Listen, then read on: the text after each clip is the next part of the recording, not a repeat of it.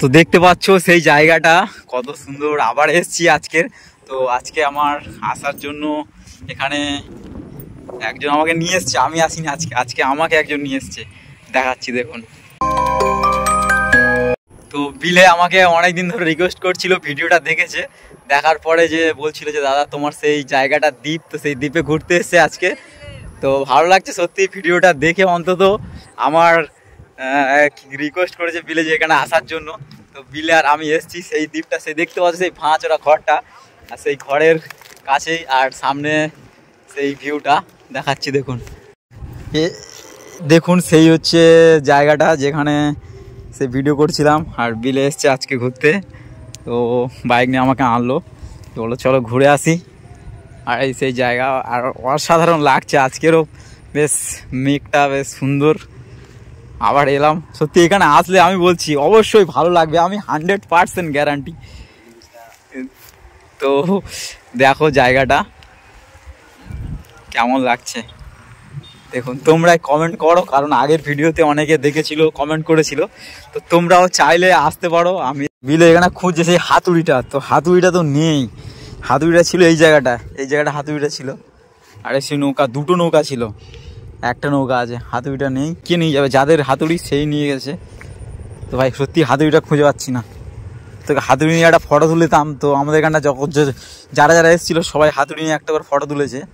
তো হাতুড়িটা আমি পাচ্ছি না এখন।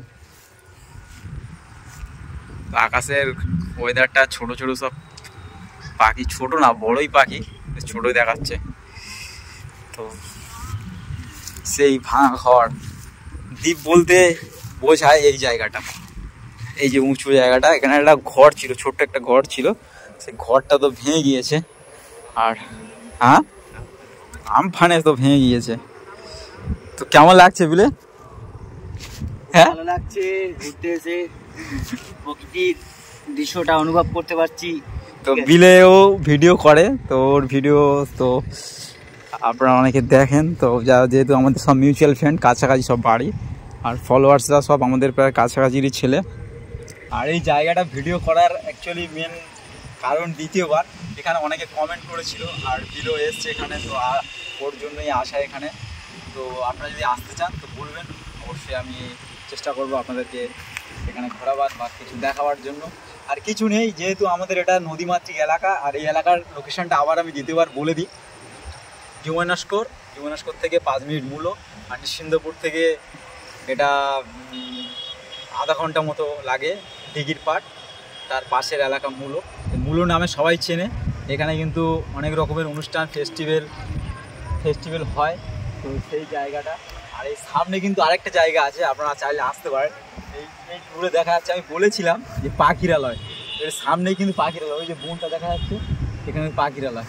তো পাখিরালয় আমি এর আগের ভিডিওতে যাওয়ার চেষ্টা করেছিলাম, তো যাই না, যেতে পারিনি, কারণ যেহেতু ওখানে বৃষ্টির জন্য কাদা ছিল, তা ওখানে তো জোয়ার ভাটা খেলে, তো এই নদী ছোট নদী, আর এই নদীটা কিন্তু চলে গিয়েছে পুরো কাকদ্বীপ হয়ে বড় নদীর সঙ্গে মিশে গেছে। আর এর পাশাপাশি বাড়ি, আর নদীটা কিন্তু বেশি বড় না, ছোট। তো চলো আর বেশি দীর্ঘায়িত করবো না ভিডিওটা, ভালো থেকো, দেখা হচ্ছে।